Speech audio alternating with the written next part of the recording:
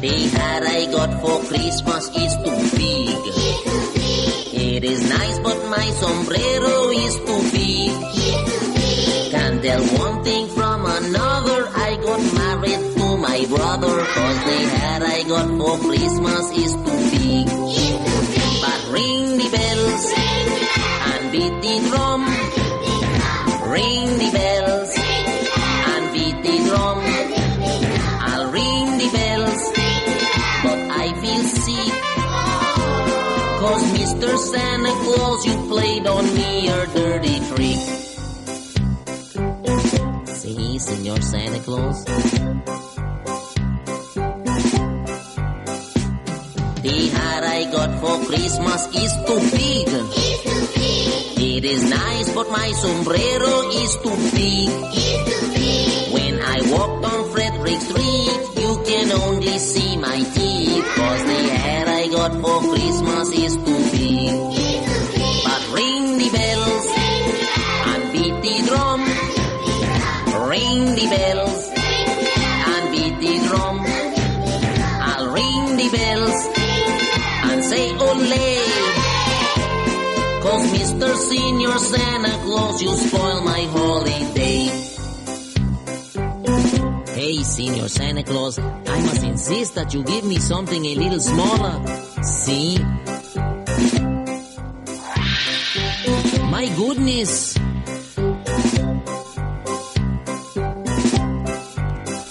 Now the hat I got for Christmas is too small. It's too small. It is nice, but my sombrero is too small. It's too small. When the sun shines on my head, it makes my bald head red, cause the hat I got for Christmas is too small. It's too small. But ring the bells and beat the drum.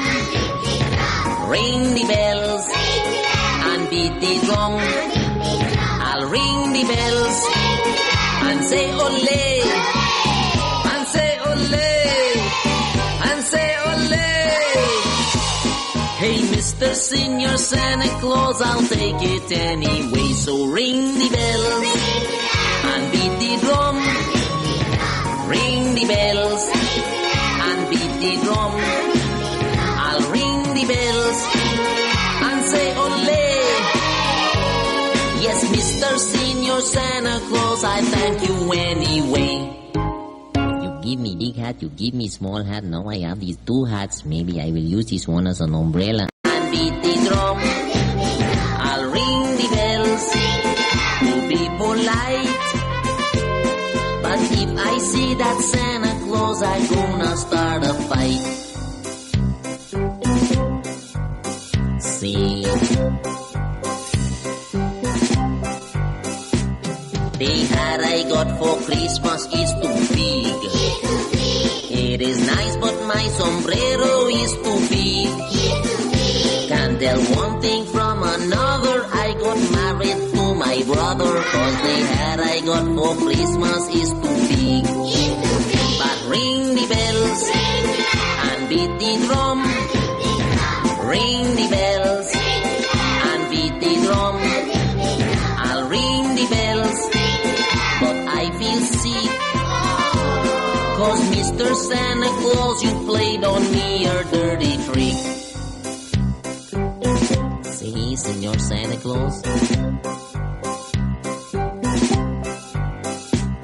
the hat I got for Christmas is too big. It is nice, but my sombrero is too big. When I walked on Frederick Street, you can only see my teeth, cause the hat I got for Christmas is too big. But ring the bells and beat the drum. Ring the bells and beat the drum. I'll ring the bells and say ole, cause Mr. Senior Santa Claus, you spoil my holiday. Hey, Senior Santa Claus, Lennox Smith TCT, Corridor Transformation, 17. No 2024, nothing but the truth.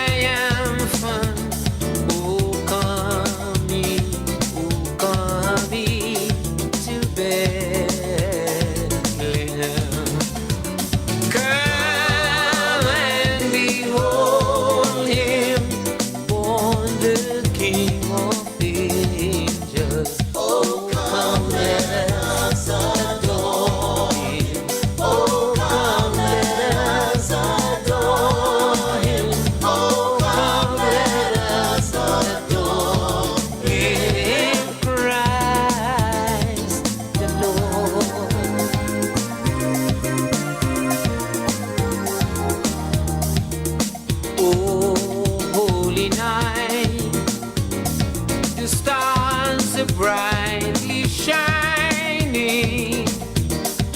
It is the night of our dear Savior's birth. Long lay the world in sin and error pining, till he appeared and the soul felt his worth.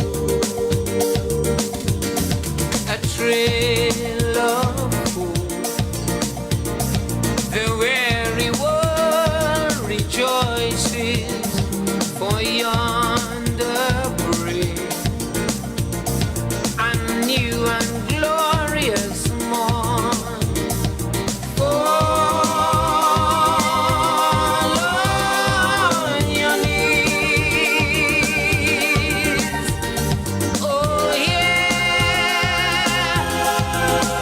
the angel voices. Oh night divine. Oh night, holy night, when Christ was born. Oh night divine.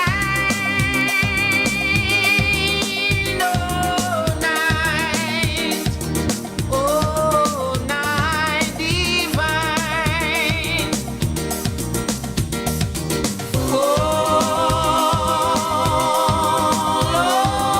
on your knees. Oh yeah, the angel voices. Oh night divine. Oh night, when Christ was born. Oh night divine.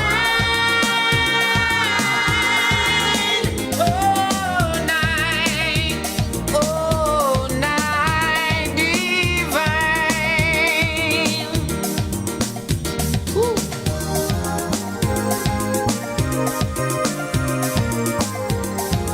This is Caribbean Vibes.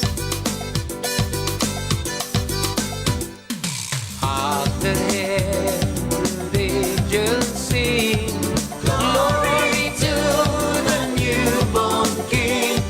Peace on earth and mercy mild, God and sinners reconciled. Joyful all in nations rise, join the triumph of the skies. With an angelic host proclaim, Christ is born in Bethlehem. Hark the herald angels sing, glory to the newborn King. I love those J-I-N-G-L-E bells. I love those J-I-N-G-L-E bells. I love those J-I-N-G-L-E B-double-S. I love those J-I-N-G-L-E bells. Sing it. Jingle bells, jingle all the way. Oh, what fun it is to ride on a one-horse open sleigh. Jingle bells, jingle all the way. Oh, what fun it is to ride in a one-horse open sleigh. Look, we dashing through the snow on a one-horse open sleigh. All the fields we go, laughing all the way. Bells and bobtails. Yes, indeed, of course, a pleasant good night to all and sundry. Yes, in spite of the challenges, in spite of the difficulties, in spite of the current situation in Trinidad and Tobago. But of course, glory comes beckoning. The issue is whether we are prepared, of course, to accept that factor and make use of it. I'm talking about, of course, general elections 2025.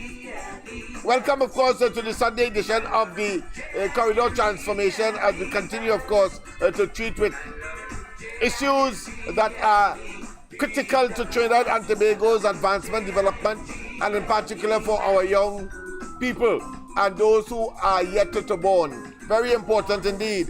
And therefore, we are talking about a solid, vibrant, viable, economically solid Trinidad and Tobago. And of course, that can only happen when the Rowley administration makes its, and I prefer to say, humiliating departure. Yes, I must qualify that departure. Humiliating. Because at the end of the day, blue lights and silver bracelets must be the order of the day. Having said that, of course, there is, of course, an article dealing with, of course, a new crime fighting initiative in Belmont. I want, of course, to one of the hotspots in Trinidad and Tobago, and I want, of course, to probably read a little excerpt from that particular article. But in the meantime, listen to the Christmas music as we, of course, begin this edition of the Corridor Transformation tonight, right here in Port of Spain. Mama, mama, would you like to join your sonny? I am over here in this very lovely country, darling, for the Christmas. I hope everything is happy. Come and join the chorus, cause we're going to have a party. Drink a rum and a punch of cream, drink a rum. This is Christmas morning. Drink a rum and a punch of cream, drink a rum. I say drink if you're drinking. Drink a rum and a punch of cream, drink a rum. This is Christmas morning. Drink a rum and a punch of cream, drink a rum. Drink a rum and a punch of cream, drink a rum. Drink a rum and a punch of cream, drink a rum. Wine if you're whining. Drink a rum and a punch of cream, drink a rum. Mama, drink if you're drinking. Drink a rum and a punch of cream, drink a rum. But don't drink if you're driving. Drink a rum and a punch of cream, drink a rum. Oi, oi, oi, drink a rum, drink a rum, drink a rum. Hey, get them. Drink a rum and a punch of cream, drink a rum. Lord, give it. Lord. Drink a rum and a punch of cream, drink a rum. This is Christmas morning. Drink a rum and a punch of cream, drink a rum. I say, The status quo works for the PNM and their friends, family, and financiers at the expense of you, ordinary citizens and genuine businesses in this country. This explains why a former governor of the central bank was hounded out of office because he dared to reveal the existence of a foreign exchange cabal. This demands a full and public investigation. Since this government has been in office, 14 billion US dollars has been sold to authorized dealers, and nobody knows what they have done with it. Nobody knows who they have given it to. All of this while legitimate clients, legitimate businesses have been made to beg, have been made. Yes, indeed, of course, once again, people, I thought I would start there to conclude, of course, our series on the, we have procrastinated for too long, so I thought I should, of course, start there tonight and conclude tonight on the question of Forex. But Dave Tanku, of course, the chairman of the UNC and the shadow minister for, of course, finance, made some very startling revelations that I think, and of course, it is not nestled in wishful thinking or political, what I consider to be a grandstanding or opportunism. No, it is based on the fact that there was, of course, a freedom of information request. And guess what? On all of what Tanku expressed, that there is no account for $14 billion. Well, the Ministry of Finance said that they don't keep those records of where the money would have gone. But we have the audacity, the temerity, the gall, and the effrontery in the face of that fact, in the face of those, what I consider to be unsubstantiatable. Let me repeat, unsubstantiatable occurrences and evidence. The Minister of Finance will tell us that most of the forex that went to Exim Bank at one time 75 million US a month, and then of course it is now about 30 million.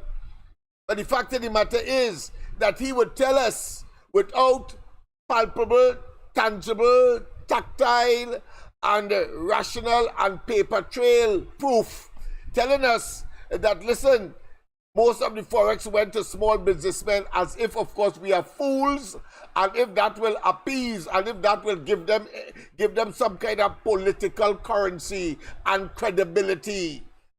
I say to you that when these fellas that tell you close your eye, you open it wide. And when they tell you run, you stand up. And when they tell you go and decide, you still stand up. And when they tell you, of course, climb, you know that you have to stand still, because they are clearly and unadulteratedly and habitually consummate liars. In fact, they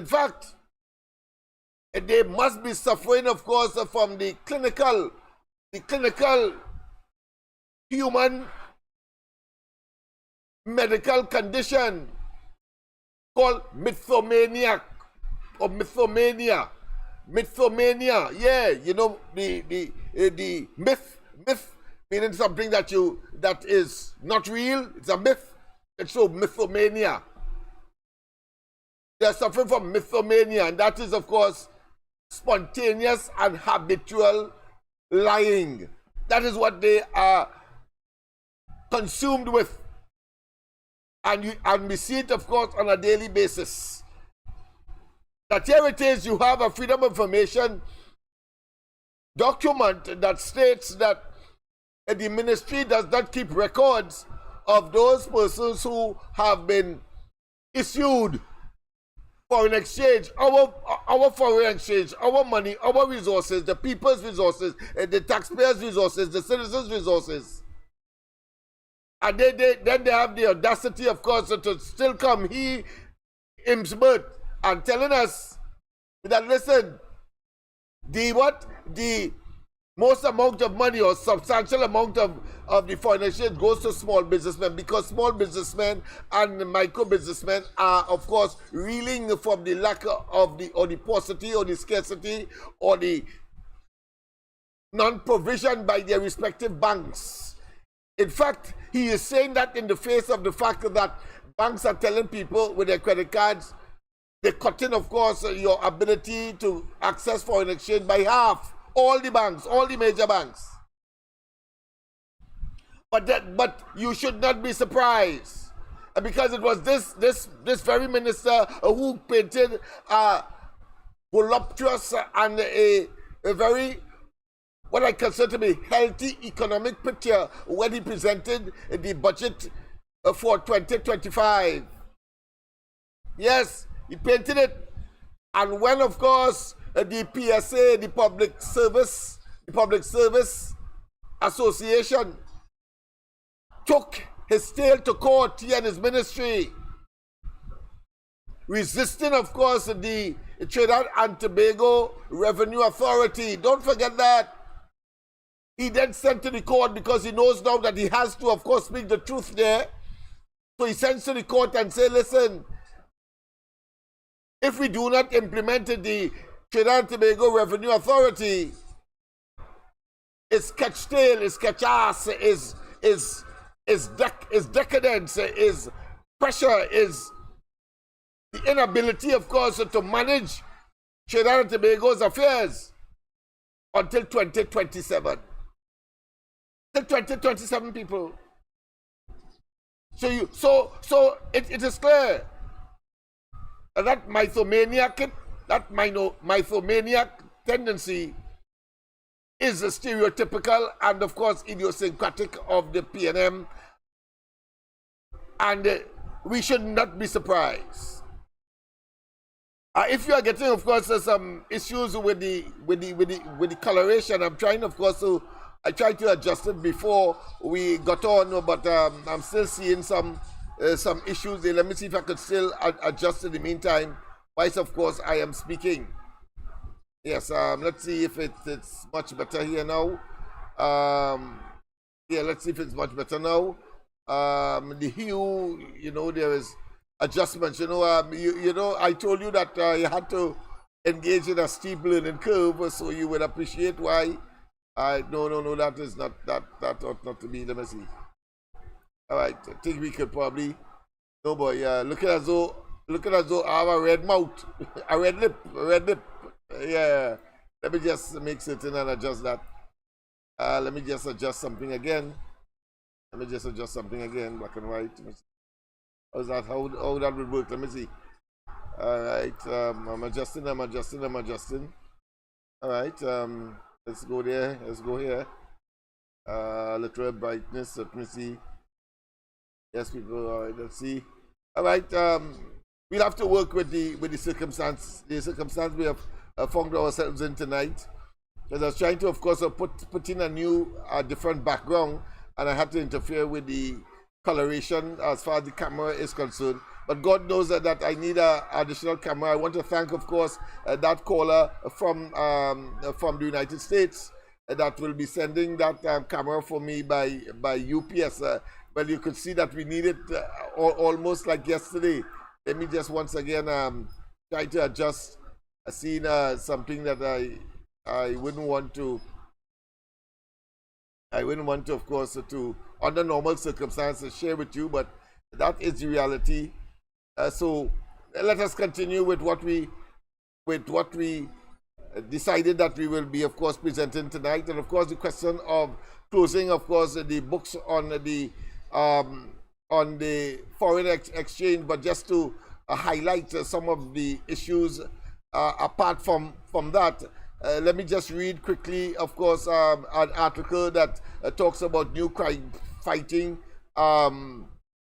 measures for or in Belmont, and I want to say that it is not it is run of the mill. It is par for the course. It is rhetoric. It is almost what I consider to be almost inadvertent procedural. Yeah, meaning that as soon as a situation flares up, as far as crime is concerned, violent crime, of course, in a particular community, you have the police, of course, responding, saying that they in charge of the criminal element will not be or put another way, will be, of course, overwhelmed by the police, and they are not going to allow them to take charge. And then, of course, you have a new crime fighting initiative, and of course, and the cycle continues. And then you, as a citizen, frustrated as you are already, you say, what's new? and again, and that kind of cynical and sarcastic remarks that the population has unanimously have grown accustomed to and have been exhibiting as far as the intervention by the police. And of course, the government will say, listen, our hands are tied. It is the police that has to, of course, treat with that. Notwithstanding, of course, when they were vying for your votes, and the position that they hold now, Rowley and company, they were telling us, of course, they have a crime plan, a 10-point plan in the 2015, and more than that, they could do better than Kamala Persad-Bissessar. Of course, we know now that that is a joke, but of course, it is real in that deaths and lives and life and limb is now, of course, in jeopardy. Whilst, of course, they, like typical Sinai Co, like those persons who have office with pay, but they cannot work. They are total,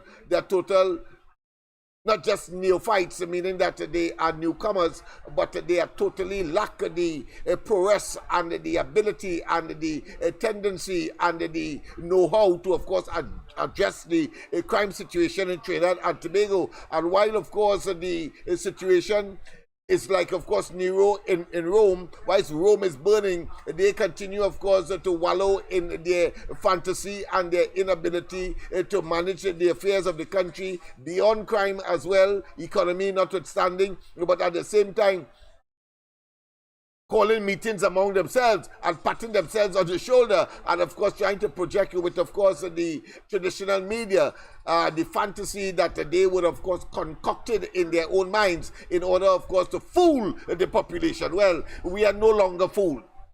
Only those who, of course, don't have eyes to see who will try, of course, their best to somehow justify the incompetence, impotence, corruption, nepotism, cronyism that is, of course, a stereotypical of the Rowley administration. Let us not waste time with that. But let me just read the first 2 or 3 paragraphs. The headline is, of course, the police promises new crime-fighting measures in Belmont. And it continues. Let me just see if I can put it on the screen so you can follow. I'll take off, of course, the major issue that I want to address for the time being. But I thought it was important, of course, to do this in order for people to understand the level of what I consider to be desperation, but it's as if the devil has taken over this administration, and so they are unable to deliver anything. They're unable to deliver anything. Unable to deliver anything simply because they were never ready and clearly will never be ready to address the issues of Trinidad and Tobago. Let me make sure that I have the article up in the right place. Let me just make sure of that. Yes, indeed, so that we can follow each other. Yes, police right. I think that's it there. Police promise new right. Good. So that's it there. And let's see what it is saying. So once again, of course, the police promised new crime-fighting measures in Belmont. Why I selected this particular article to start with? Well, Belmont is not too far from East Port of Spain. In fact, it is considered part of East Port of Spain. But of course, there is a growing trend there, and as the crime situation moves from one place to the next, what we have, of course, developing as well is a very disturbing trend, and that is to say this government is encouraging, of course, night activities by, of course, providing assistance with night football tournaments, and of course, now they have a carnival, and I'm saying a carnival now because remember, the beat-em and the rejection by the courts of that license is not a singular occurrence. In the ghetto, it appears that there is a trend now that they organize a carnival outside of carnival. They call it a juve exercise. And of course, it is clear that it is being supported by, of course, the present administration in the hope that, of course, the people or that crime and criminality in these communities will subside. That is living in a fool's paradise. Fool's paradise. Fool's paradise. I don't even want to venture to say that they will take it and still, of course, engage. Because as I've said, when I'm focusing on that aspect of it in terms of crime, these young people are engaged in a revolution of their own. They have seen and witnessed and experienced the deprivation. They have seen that their parents live in poverty and they have grown up in poverty. They know about, of course, not having a meal, whether it be the first meal, breakfast, or the second meal, lunch, or the last meal, dinner. They know about that. They know about going days without an adequate, of course, stomach full, so to speak. They know all of that. And therefore, they also know, because they are bright and they went to school as well, and they know that Rowley and they are living it up, ham, lamb, and jam off of their parents and their foreparents, and of course the current generations workforce, that is sweat and blood and tears. They know that too. So what is the crime plan? Well, Belmont experienced yet another murder on Thursday night when a man was killed at a wake for the victims of the triple murder in the area earlier this week. So why is at a wake? You have more dead being created. At a wake, Of course, in Trinidad and Tobago, for those of you who are up the islands and may not be aware, or other parts of the globe, well, a wake means, of course, paying respects to the dead. And at such an exercise where living people attend to, of course, pay respect to the dead, people are shot and killed at such an exercise. Yes, people. Police said around 9:10 p.m. on November 14th, they responded to a report of gunshots in Serrano Road near Salvery Terrace. Yes, when they arrived, they saw a man lying on his back in the road. He was already dead. He has been identified as 24-year-old, very important, take note of the age, 24-year-old Tyreek Birch. Police inquiries reveal Birch was standing with a group of friends at the corner of Salvery Terrace and Serrano Road when 3 gunmen wearing dark clothing came up to them. The gunmen shot at the group, hitting only Birch.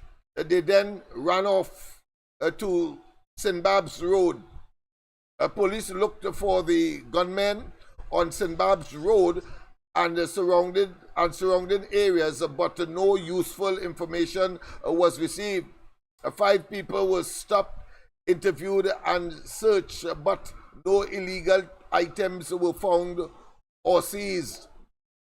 3 days ago, that is after, of course, that unfortunate 14th of this month day, where these killings took place one after the other, and in this case in a week. 3 days ago, 3 men were killed while, of course, driving on Belmont Circular Road opposite Willis Street. They were Josiah John, 21. What are the ages again? Kadim Andrews, 22. And 28-year-old Algernon Ryan, all of Belmont. Newsday visited various parts of Belmont on November 15th and spoke to residents about the rise in gun violence this year. 4 residents spoke to Newsday on the condition of anonymity. A man sitting outside his friend's home said he felt crime in the community was the highest contributor to the country's overall statistics in the last 10 years.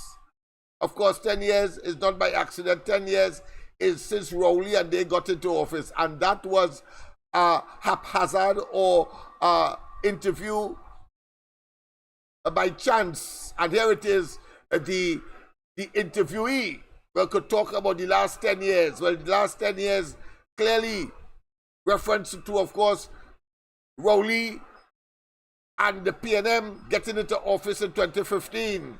And of course, by saying 10 years, why since now 9 years as far as the existence or the Rowley administration is in place in this country? It certainly suggests to me that the person can't wait for next year to come to make it 10 years and to see the backs of these vipers, incompetence, impotence, and self-serving ne'er-do-wells and the miscreants. Let's continue. The article is now quoting the gentleman. The situation here real bad. It have like 9 gangs in the area. I would say almost everyone in Belmont knows of someone in a gang. He said while he does not feel safe living in the area, what I'll do, of course, using, of course, local parlance.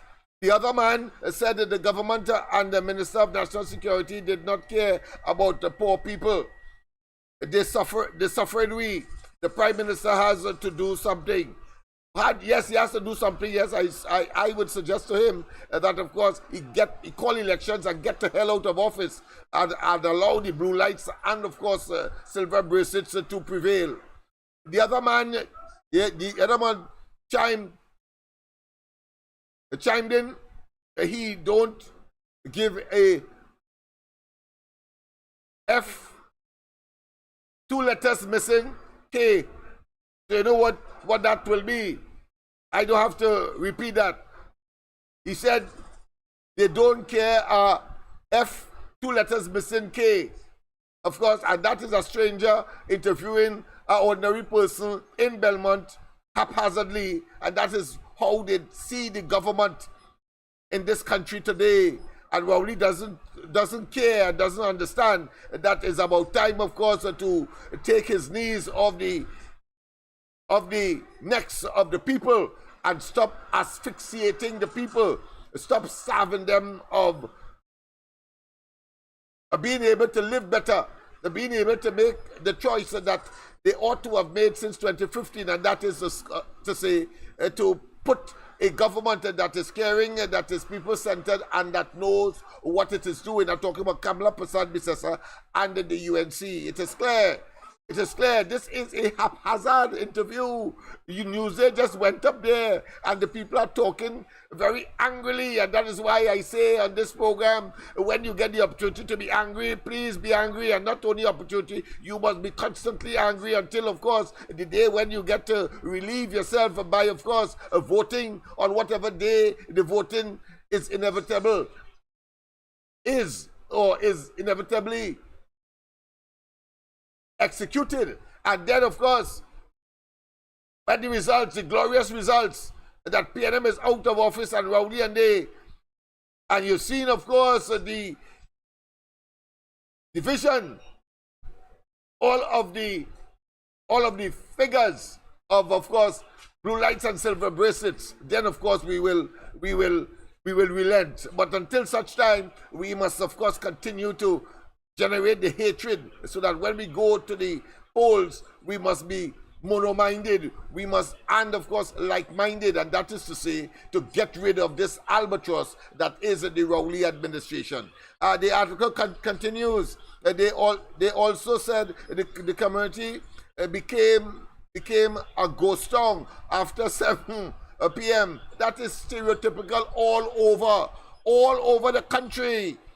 Not just in East Port of Spain, but I think this is a stereotypical, or put another way, a microcosm of what the reality is in Trinidad and Tobago in communities across the country. And of course, they are quoting them. Does barely have any taxis in the area after a certain time, and if you get one, it's usually a young boy. And if he is anything, and they shoot him up, you could get shoot up too.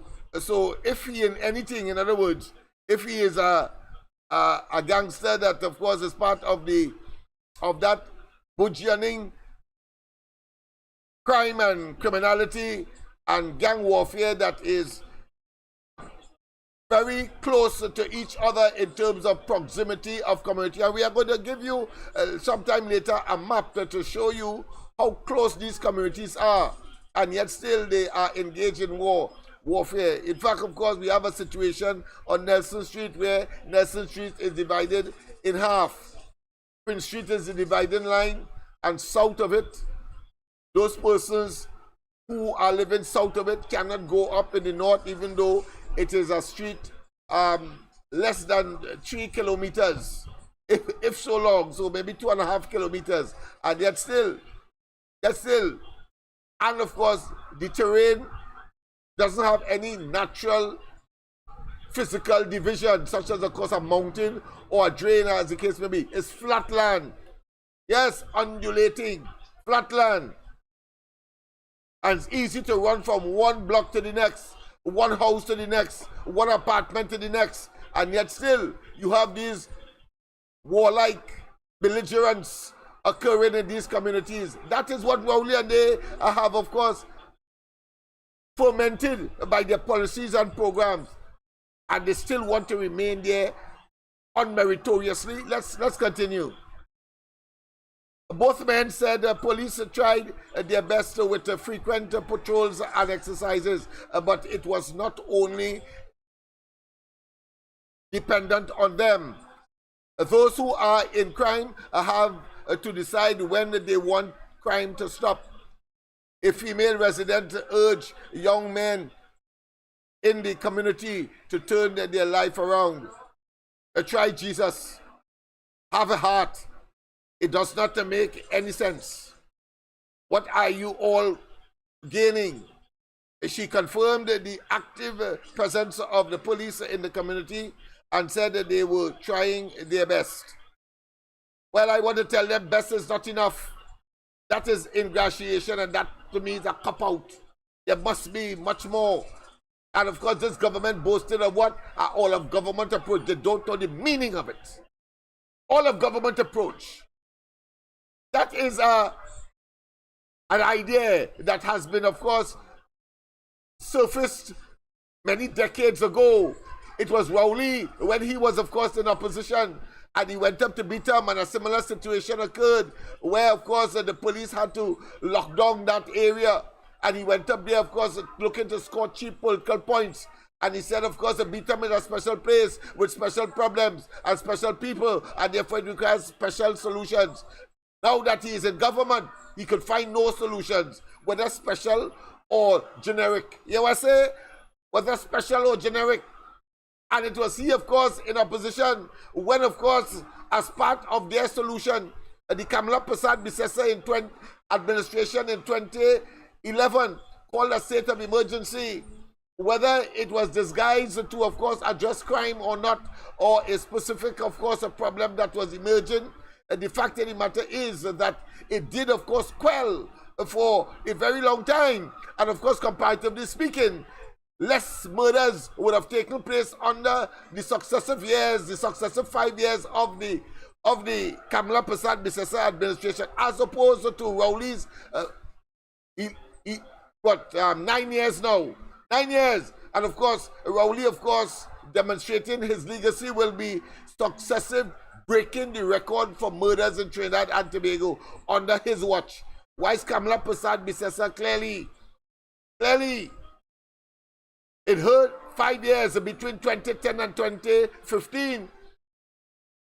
Murders were below the record that was left by the Manning administration, of which Rowley was a part. 2008, 537 murders. But now, of course, Rowley only breaking record after record. Record after record, and then telling us that that's the best thing that Trinidad and Tobago could do in this circumstance. I mean, what a dunderhead. What an asinine specimen of inhumanity. Man, this man should have been the placenta rather than, of course, the live birth that would have, of course, occurred when he was, of course, being born. And yes, it is an expression of emotions and anger, but you will understand why. This is untenable. This cannot continue. Well, we must understand that they have to call an election now so that the country can breathe a sigh of relief, one, and two, of course, ready themselves to live better because they know better.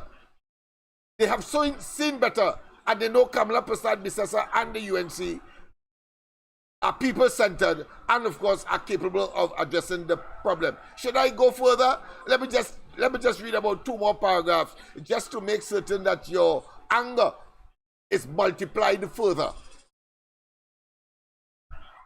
A female resident urged young men, of course, to turn their lives around and choose Jesus. Yes, she confirmed the presence of the police. A small business owner in the area said that he changed his working hours 3 years ago because of crime. Well, of course, we saw the same thing down in Woodbrook recently, very recently, and that's after in this month I'm talking about, when, of course, Chutters was robbed. Chutters was robbed. And so the businessmen in a more upscale community of Woodbrook,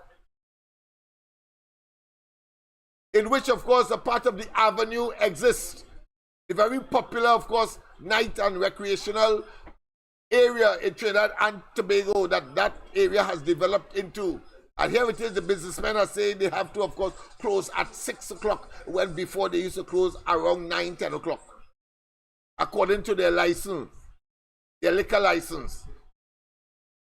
I used to open till 9 o'clock. Now I close at 6 or 7 p.m. Yeah, latest. He said his business was once open. The public could walk through, but was robbed, which led him to install burglar proofing all over the place. It's as if you're living in a self-imposed and constructed jail in Trinidad and Tobago, across the country.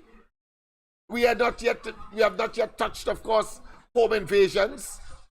And that is not business, and that is people's sanctity and their loved ones believing, of course, they are secured behind, of course, double fence. Double fence here meaning that they have a perimeter fence surrounding the yard, and then, of course, they will have their burglar proofing. To me, that is double. He said that his business was once, of course, open. And of course, he went on to talk about the time that he will now be opening, similar to the decision made by those in St. James and Woodbrook. Asked for any possible solution to the problem, he said the government have to choose to stop crime. They know what to do. Let us end there. Let us end there. I want to say, of course, tonight as well, I want to, of course, acknowledge our good friend in Freeport, our Freeport friend, who, of course, had another, I understand, procedure where, of course, I think something dealing with the heart. And, but of course, right now he wants a prosthetic leg.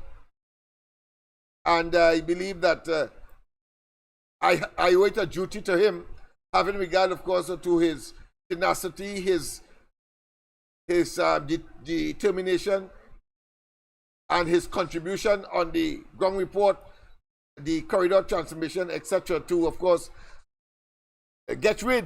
assist in getting rid of this albatross, this evil, this diabolical call, of course, the Rowley administration.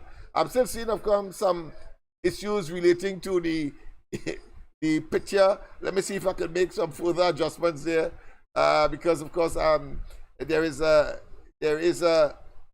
issue with the, I don't know if it's the camera, but I don't want to switch cameras now, otherwise I may find myself in further problems. So let me just try to see if I can adjust the picture frames while, of course, we are on. Let me see.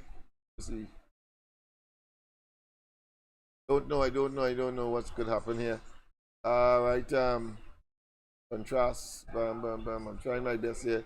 I don't know if it's the lighting as well, but I can't interfere with the light at this time because it is set. And I cannot, of course, reach it at this point in time. But certainly, let me see if I could adjust some of the, wow. All right, we'll have to work with what we have. We have to work with what we have. But of course, let us go back, of course, to the situation, of course, with Forex. I thought it was upon. Don't forget, of course, that the lines are open. The lines are open, and of course, Mr. Freeport needs your help. Call us at the same number. My assistant is up, yes, up now, very committed, and will, of course, receive your call if you wish. If you are wishing to make a contribution to Mr. Freeport, who needs an adjusted prosthetic leg. It's costing about $20,000. And of course, if you want, she will put you on directly to Mr. Freeport, who will explain his plight. Let's go straight, of course, to the line. Excuse me. A pleasant good night. Welcome. Night, Mr. Lennox. Good night to you. Good night Yes. to the corridor transformation and the whole of Trinidad and Tobago. Yes, Mr. Freeport is here. Oh yes, yes, Mr. Freeport. Oh boy. And Yes, I was not yes, mentioning we it. have to get rid of this nasty, stinking PNM boy.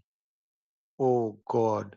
Just imagine we, the senior citizen, disabled people, seeing trouble to get our $5 on we monthly, whatever.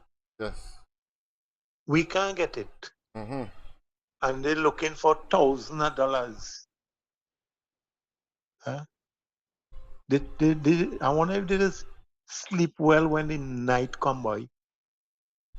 And I want to put a little blame on the opposition too, because Go I ahead. think the opposition should know the position that the country in, we the disabled and senior citizen and underprivileged people going through.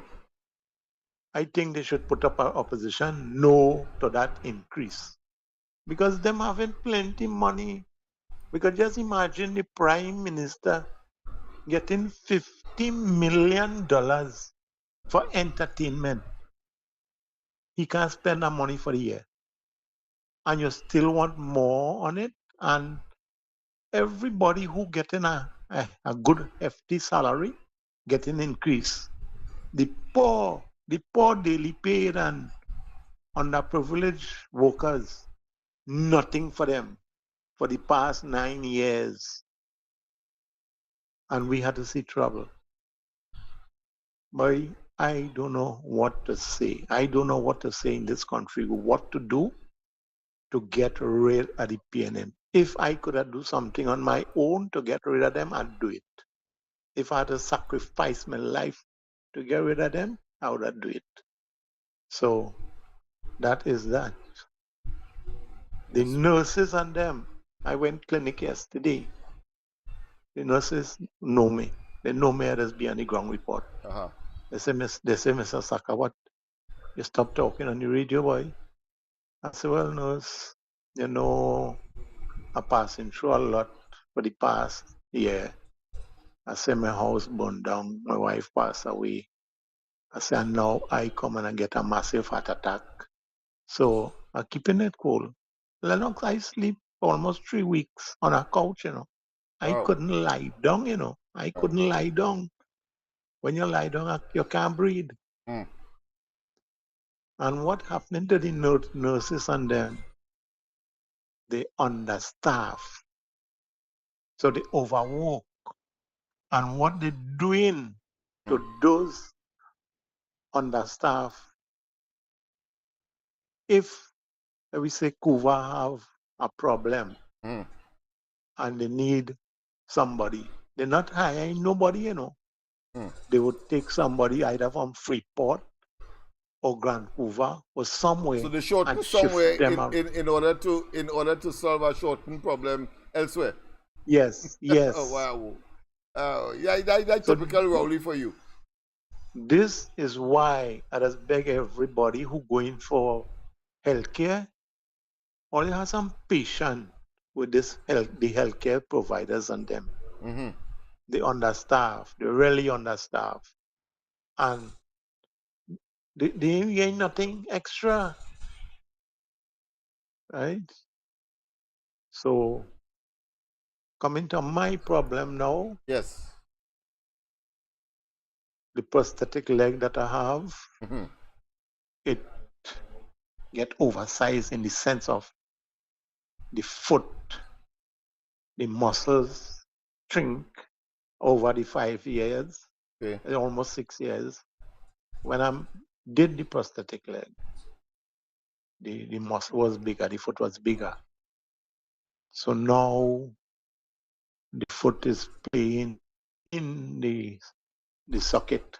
Mm-hmm.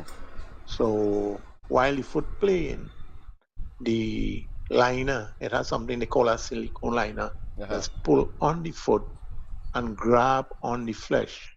I see. So when that playing inside, it rocking, Mm-hmm. and it tearing up. Oh. So to fabricate a new prosthetic leg, is about $20,000 Wow. to repair this one. Well, I wanted to go. I promise you to go tomorrow, but Yeah. I have what 3 things to do. If I do get the time tomorrow, I would go Tuesday and get an invoice Okay. Yeah, that will help because us. it That will is help us to, of course, right. meet the what I consider the transparency and accountability standard, and to show that it's a genuine case. Yes, Yeah, yeah, yes, yeah. yes. I understand that, Yes. right? So it may cost about half the price, you All know. right. So it easy. For me, it is easier to get half the amount than to get the whole amount because Yes. time not like long ago, Yes. right? And then I fall down to time Wow. because Already? yes, because what happened sometime when I walk in, I had to walk like a dragging my foot on the ground, you know, Okay. because when you raise the foot and it dislocate, it unlock, Ah. the foot falling off and you falling down. Okay. So I tried my best to see how I could prolong. All right. One or two people make some commitment Yeah. and what I get, and what, you know. I Right. called Mikey today, but I tell him I would call him. He wanted me to text, but it was too much a thing to text. And Okay. me I know voice texter. Yeah, I'll make you're mistake. not Yeah, information yeah. technology savvy. I hear you. I hear So you. I sent That a is message to understandable. Yes. him. Yes. I would call him either All right. tomorrow sometime and Yeah. explain exactly what happening. Yeah. So everybody doing their part So to try to assist. Very good. yes, so I would appreciate whatever little that anybody could afford. Nothing is too small, Right. right? So, but the biggest problem, the country not running good, poor people suffering, Yeah. and the people in position don't care, don't care, don't care, It is simply playing the fool and right? giving themselves praises and still telling you that is the best thing since sliced bread, and that Trinidad and Tobago could not have done better, and it's a good thing they came into office to torture us and to generate the level of pain and ache and agony that has become stereotypical of the Rowley administration, and that level of insult to our collective and individual intelligence cannot be countenanced. I mean, Rowley and them have, it appears that to me that they have gone mad. Well, before I forget, the government of India was sending a crew to Diwali Nagar to do prosthetic leg free of charge. Uh-huh. I was lined up in that already. Okay. Yesterday, well, what happened? I had a guy from South Trinidad. Mm. He went to India and get his own done, Right. and they was using him as a coordinator Oh, I see. in Trinidad, Right. right? But from the time Rohan Sinanan went to India and talked with the Indian government, like everything lost between India to Trinidad. Nothing again. Yesterday I talked to the guy. It's a typical blight, you know. They boast sandals, they boast about a more efficient sea bridge, they boast about a highway to Point 14 and highway to nowhere to Manzanilla and all of that, and even the Manzanilla Stretch itself became, of course, what I consider a disaster zone. I mean, they are simply despicable, and they seem to have been cursed, and I don't know why they cannot see that. But I suppose like Judas, 30 pieces of silver appear to be much more attractive than, of course, moral, ethical, and doing the right thing. Go ahead, my friend. And everything in this country is to the lowest standard presently now. We don't have roads again. We have pothole. We don't have water system. because you just have to sit down and wait for water to come. And I can't understand why and how the PNM supporters cannot see this, right? No, nothing at all working good. And all they're talking about, the only way they could find money is to tax people. We had everything here. Look, there, Roger had a meeting and he blaming Rowley. But I sent a message to Roger. I say, is you like the same black mamba you was holding up, hugging up? I said, because under Kamala, you could have find mannequin to pull all over the place. But under Rowley, the petrol gone and all you do nothing. People lose their job. People lose their family because when you have no money to maintain your family, they go haywire and they do nothing. Now they come in and playing, they want to hug up UNC because they see they can't do nothing better.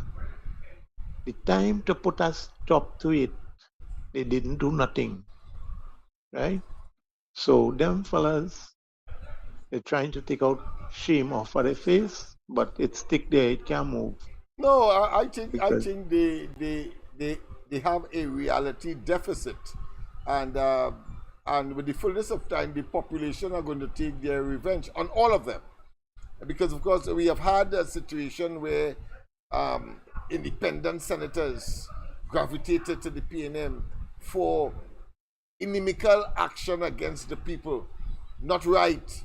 You have, of course, Calypsonians singing again in support of this evil that is the PNM and Rowley. You had, of course, even Father Harvey. He's now, of course, in Grenada, telling his parishioners in Grenada, now that he's the bishop there, do not get involved in politics, because at the end of it all, at the beginning of the Rowley administration, after, of course, talked about exorcism and bringing down some spiritual, should I say, solution to an imaginary situation that Rowley and they concocted by virtue of the emails, the Rishmi, as well as the Section 34. Well, he was hogtied in his presbytery up in Gonzales. He had to flee Trinidad and run after having, of course, misled the people. So they, you're quite right, are realizing that the mortal mistake that they would have made, and even the amends that they are attempting, of course, at this time, cannot and will not work.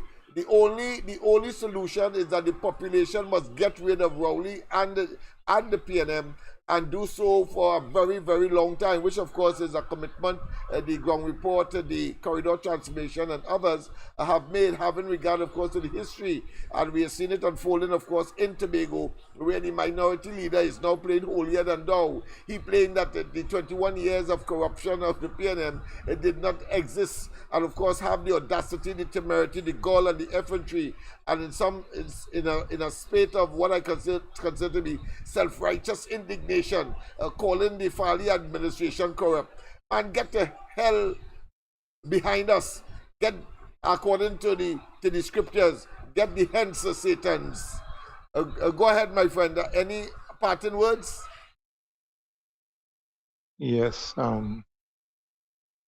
boy, it has so much to say. I know, but you take your time, take your time. I know that you, I don't want to overburden you at this point in time, but I know you're going to give us it in anecdotes, in small doses, so that you preserve health and at the same time stay with us. And whilst, of course, we try to get that prosthetic leg issue remedied. What I would like to see, Lennox, Yes. I would like to see the ground report get back the strength it had a couple of years ago, Right. right? And I would like to see the fighting amongst the supporters stop. All right. Because if we fighting for one cause, Mm-hmm. as I said Friday, we may have a little misunderstanding, Obviously, teeth and tongue right? does clash as human beings. But Yeah. but that don't have to go on and calling people stink and nasty and who brighter than who? If you know how I hear that term, yeah. a person talking, Yeah, they have a different view, but they would say that that other person's view, which may be different to theirs, that they are stupid. I mean, I am a teacher, and I can tell you that no idea. In fact, ideas, even though it may sound silly, has a contribution to make, because you know that you will not go that route because of the nature of the presentation. But to call somebody stupid, I find it unbecoming and unnecessary. Right? and from the Caller, time just hold on. We have another caller on from the other the line. from the time you make a contribution and somebody don't like it, Yeah. they have all kind of thing to say. But what I just say, Lennox, Yeah. no contribution is stupid. That's right. No That's my contribution view as well. is don't have a base on it. Yeah. The one that is not important is the contribution you don't make. That's right. That's You right. see- You you must see, make like- it must make a contribution so people can Yeah. weigh, people can analyze, and at the end of the day, in a typical democracy, you choose the best and you move forward. Sometimes the best doesn't come forward, and then you have to, of course, adjust, adapt, and then try again, because that approach might have failed, meaning that the choice you made. But the fact is that all have a contribution to make, and I've always done that since Form 3. When of course some persons were telling me, I think a teacher as well was telling me that, of course, Eric Quidler was the third brightest man in the world, Form 3. And I say, well, look, I want to see, because if he's the third brightest man in the world, that means he knows everything. Well, listen, they asked me what I want to ask him. I say, simple. I want to ask him, where's my mother name? Where's my mother name? Yeah, done with that. Yeah, since he's so bright. They tell me about the third brightest man in the world. And they can never tell you. They can never tell you who is the first and the second. Why? Because that has been a PNM propaganda. I'm now going to ask you that. Yeah, right? yeah. Because look, the short lady from Palmis. Yes. She tell me, she said, Mr. Freeport, I just hear people calling on the radio and say they used to be first in the pushback. She said, but when I reach on site, the first two persons I used to see, maybe within the first 10, 20, It's you. Freeport, No doubt. Mr. Freeport, No doubt. It's you. and I'm Mr. getting Brazil. some other calls. So we Yes, have to okay. continue Well, tomorrow. Yes. Next day. Next day, yes. Yes, my Okay, friend. you Thanks take very much, mine. of course, Good night, for calling. everybody. I Good think night. the message has been sent. But let's go straight, of course, to sorry about that call back. I think it was a foreign call. Yeah, I think it was a foreign call, and our apology, of course, but we had to deal with Mr. Freeport. He's a stalwart. He's a ardent supporter, and he's in his time of need. We cannot appear, far less to, in fact, abandon him. And therefore, of course, this is what this segment, short interaction, was all about. That being as it may, of course, let me continue in the meantime with respect, of course, to our Forex. The status quo works for the PNM and their friends, family, and financiers at the expense of you, ordinary citizens and genuine businesses in this country. This explains why a former governor of the central bank was hounded out of office because he dared to reveal the existence of a foreign exchange cabal. This demands a full and public investigation. All right, let's pause there for a cause and let's go to the line. A pleasant good night to welcome. Well, good night, California. Why? Yeah, good night to you, my friend. Good night to you. How is California tonight? yeah, I find you looking very right, but like a contrast. Yeah. I'm trying my best whilst we're talking to adjust, but I'll have to do that after the program. The show has to go on. But go ahead. Yeah, listen to your talk, but based on what you're saying, but I draw my own conclusion, you know, and I draw my own critics, you know. I Right. think that we have to look sometimes from a different angle, and where I see it, right, I see in a time has come, a time has reached, right? Meaning in the sense that we have reached at a point in time and the environment is right for everything where it's happening.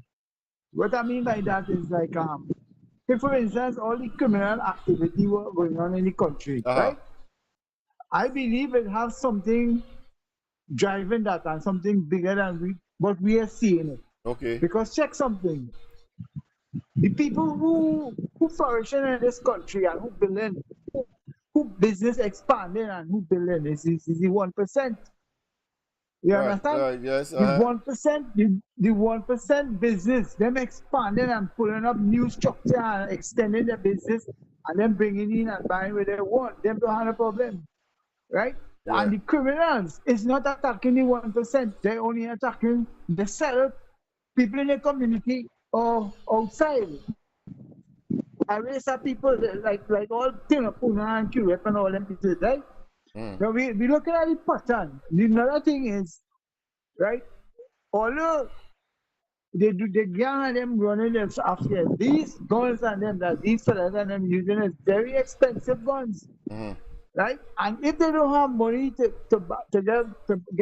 buy food or to run a family, some of these gangs, where they getting these money from to buy these guns? These guns, some of them guns they have, the police even have them kind of report. Right? So when you're looking at the criminal activity, somebody is responsible, somebody big, high in authority, have these fellas down there terrorizing the people in the country. And most of the time, when terrorizing taking place is in areas where these 1% and them want. And there's only one way to get them is to make the people leave, and to get the people to leave is to put that fear into them now, boy. That's just a way I'm just showing you what thing going on. You understand? Now look at another thing. They want to raise Rowley and them salary. Rowley might get about $26,000 a month more on his salary. Oh yeah, I think it's so he gets money. 100,000 there about, yeah. Go ahead. Yeah, so he gets, I just give it an average. He getting money for the crime.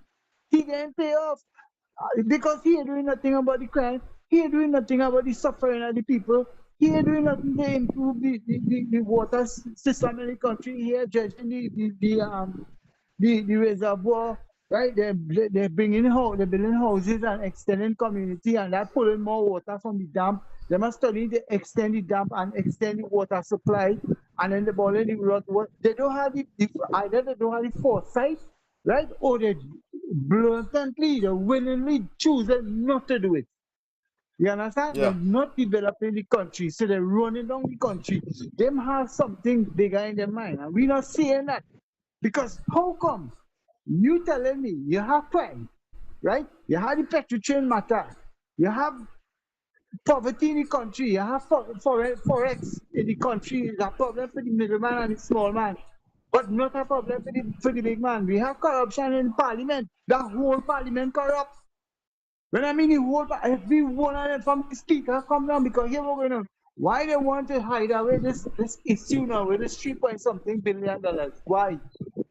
You understand? They're trying and to they are getting on as if it is not a major concern for the country, as if they themselves are not only are they pretending that they are not the initiators, but they are pretending that they're not living here, and therefore that doesn't affect them. I mean, it is the worst, what I consider to be insensitivity of a government I've ever seen. Somebody must take responsibility and say, it was under my watch, let me resign. They're not even contemplating that. They're not even giving a sign of that. This is a piece of madness that flies in the face of democracy, common sense, and what is right and wrong. Go ahead, my friend. No, how you expect the people in the country to feel. Look at the condition of the country, the people are feeling right now. Because you talking about, as I say, Parliament is the highest court in the land. Yes. And it has the biggest amount of crook and the biggest amount of corruption taking place inside the These Parliament. huge sums and of they don't money want it to leak. that are missing, and you don't want to account for it. If it means resigning, you still want to have Right. your cake and eat it, or you still want to do evil and still remain there as a typical albatross and a burden on the people of Trinidad and Tobago. This is unacceptable and Right. untenable. Kelly, the next point is, right, now Go we ahead. have to watch now. You see how we cover up the Petrotrain issue when they shut it down? Yes. To cover the corruption? Yes. To cover the corruption, to cover this one from thieving and that one from thieving and all of them being exposed. They decide to destroy Petrotrain, close Yes. it down. Yes. But they have For a a few. backlash coming. They want to open back Petrotrain, right? But they don't want to open it back like under the government of Trinidad. They want a private thing, so them setting up their funds and everything in place, and they will get somebody to do all the bidding and thing. But it wouldn't be them; they would be these people who stealing the money right from in the country. You understand? Yeah, but And they I want to tell take you back this. I Petrotrain. want to stick a pin a bit. I want to tell you this. That it is not that they don't want, if they could, they would. But because Yeah. it is not politically, should I say, favorable for them, having regard to what they No. said. That's just how, Yeah. having regard to what they said. So Yeah. I accept the fact that when it would have been open, is as a result of Yeah. a few benefiting and they don't mind their friends and family and acquaintance and financiers engaging, but Yeah. but it will also expose the fact that what was the reason for you closing it in the first place? It couldn't be that you had an 850 million bullet payment to pay. And therefore conclude what we have been saying, that is because of the fake oil matter and the fact that Yeah. Raouli was intrinsically involved and the subject of a criminal investigation. They closed it down and thus, of course, subverting the course of criminal justice. That is what they are afraid of, that the population will see and possibly rise up as a consequence. But go ahead. Right, the point I'm driving is, right, the people now, the people become more conscious Yes. as to why they shut down Petrotrain. The Yeah. people was in the As a dark all the consequence time. of those subsequent actions. And- That's right. And because the people didn't get the truth, because Rowley lied, he said Petrotrain are making money. Yes. Petrotrain buffing. All kinds Petrotrain of workers make so excuses. much All money. kinds. Yeah. Right? He make up about 1,000 lies to justify why he had to close down Petrotrain. But the people wake up to them lies. That's right. That's You right. understand? Yes. So he cannot fool them. So now we know the eyes, the public, the Trinidad and Tobago, the eyes is on Petrotrain and watching Rowley move. So Rowley dribbling this ball all about in the savannah, right to the field. He dribbling it. You understand? He looking for a way to score a goal. But the people study watching every move he make with Petrotrain, they're on the heels. So he know he will get himself in serious trouble with Petrotrain. Now the same thing they're gonna do with that corruption with the 3 billion. Yes. Right? Look out for a snap election and don't play it Rowley then and just pull a snap election to get away from that corruption thing, you know. Yeah, but What's the game? no surprise will be a surprise to the population. I assure you, no surprise will be a surprise to the population. They believe That's what I it. They say. might believe that. Yeah. We have to watch the game they're playing because they want to take we far right, but we have to be smart now. We must put A them caller, under the just hold on. spotlight. We have another caller on the system, right? Yeah, understand what I'm saying, Lennox. But Yeah. anyhow, I will hold up for the night. Let me hear what your other caller All right. have to Yes. say Yes. and No you have to problem. say. Thank you very much. Thank you very much. Thank you very much for that consideration. A pleasant good night. What's happening here? All right. Let's go here. All right. Let's see what's happening. All right. I'm trying to get you. All right. I callers. There were 2 of them on the handset. So call back. Sorry, I've just cleared it. So sorry about that. Please call back. Tonight is one of those nights that we have to adapt and adjust, and of course, and make certain that we do what we have to do in order to, of course, treat with the issues of the day. that is before us. Of course, so you can call back. But let me go straight, of course, once again to what seemed to be inadvertently constantly being delayed as a result of your calls, and we will not, of course, delay that at all. That goes for certain. So let's go straight, of course, to Wade Mark and to treat with, of course, this situation with respect to the forex. In this matter, headline is Of us are dismissed as mere pet. million US dollars. Remove this corrupt PNM administration. Let's go to the United States now. President, good night, welcome. Good night, Lennox. Good night to you, my friend. How are you? I'm good, man. How you doing? Well, you're I'm looking good. nice and like you're ready for them, boy. You're ready. Yeah. Long time ago. Like I'm always adaptable and amiably so. But go ahead. Yeah, one of the guys was saying just now, like when people disappointed with other people's contribution. Speak a little louder. Speak a little louder. I said when the guy was talking to you just now, yes, when he was telling you that when somebody called and disappointed about the other person just contribute yes, and stupidness and them kind of foolishness, you know what I'm saying? Yeah. Yeah, that is true. You know, like Mr. Freeport just now said, the first thing he said, he disappointed about the UNC. The UNC didn't get a vote yet. How are you gonna be disappointed with them? Then, you know, debate and let them say, you know.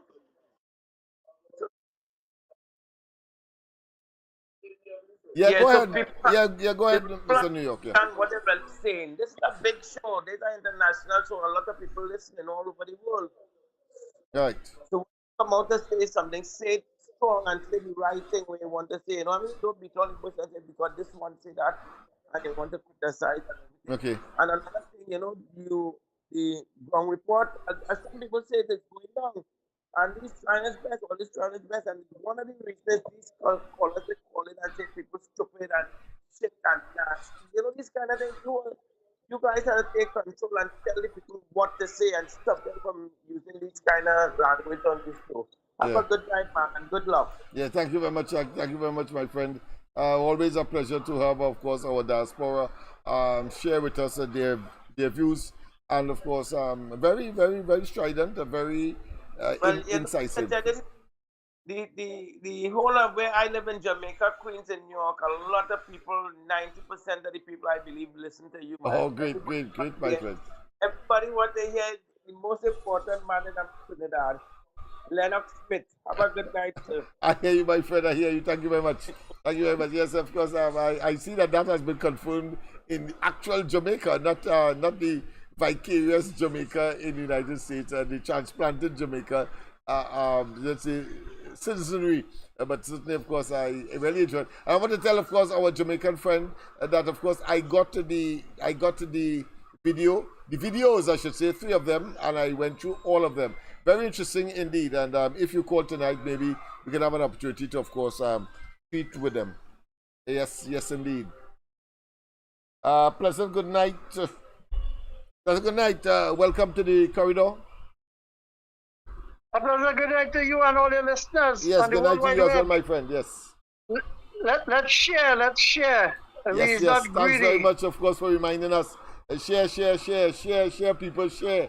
Every corner of the globe must know that the corridor transformation exists and that there is a situation in Trinidad and Tobago that can help them because we are insisting that good government, good governance, democracy, and of course what is right and what is wrong must be put in their proper context rather than the opposite. This is not Macbeth, where of course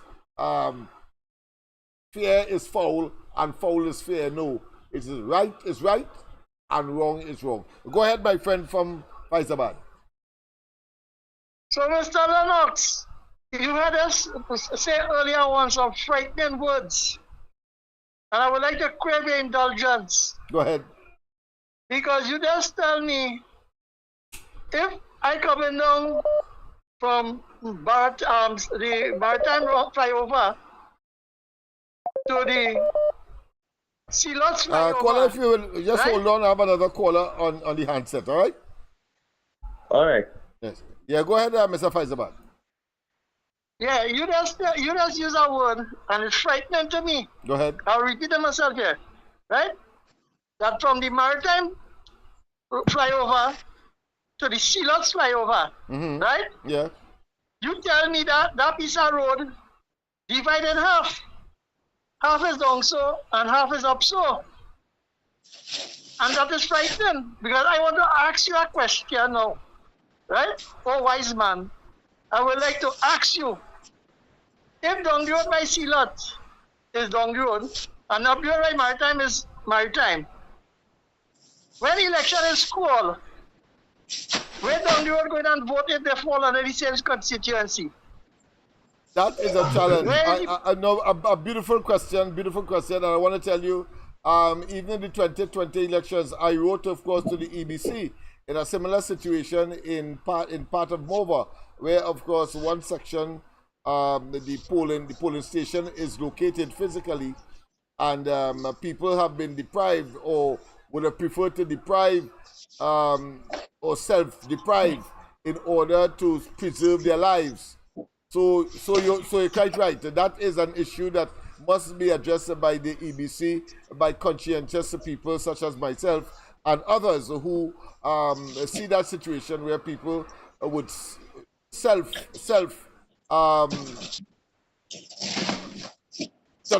forego their right to vote because they want to preserve their life and limb. So is that not a concern of national security? Yeah, all of those players must come involved. The EBC must also, of course, engage these agencies to assist them to make certain, because their job is to conduct a free and fair election and encourage people to go and vote. And you see that in the advertisements leading up to the election day itself. So when would there be the right time? Because if a man like you on the side of the road, seeing these things and understanding these things, because those people in those offices, they have cataract and they have glaucoma. Yeah, well, yeah, they are biopic. They are biopic. They have cataract, as you rightly say. They are blinded. You can even say that they probably what do you call that? Ecliptic as well.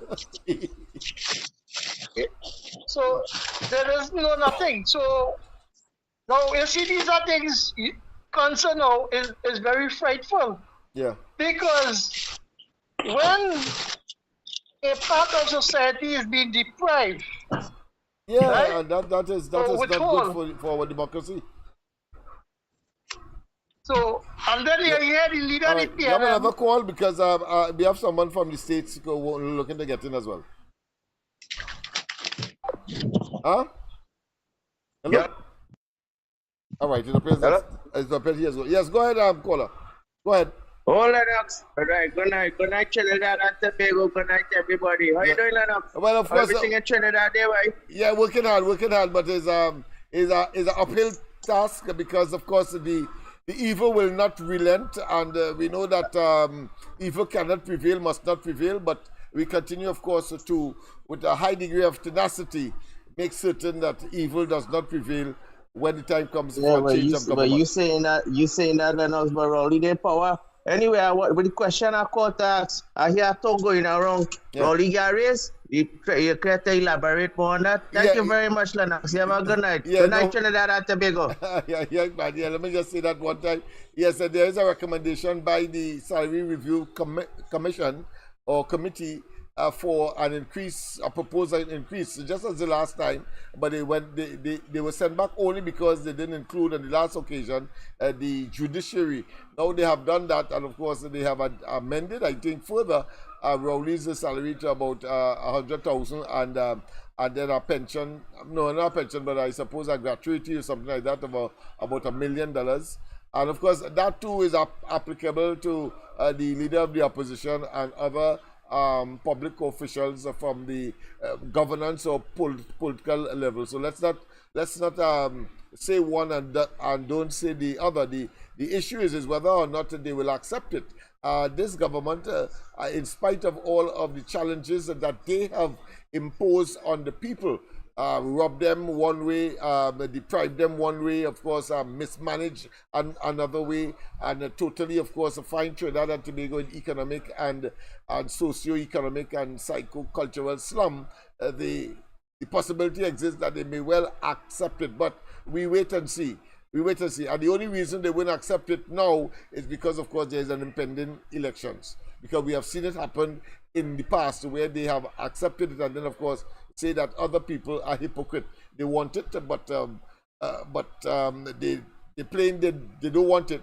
And, of course, justifying the acceptance of a similar review of the salaries of these public office holders. Right? So that's the situation there with respect to that. Let's go straight to the line once again. A pleasant good night. Welcome to the corridor.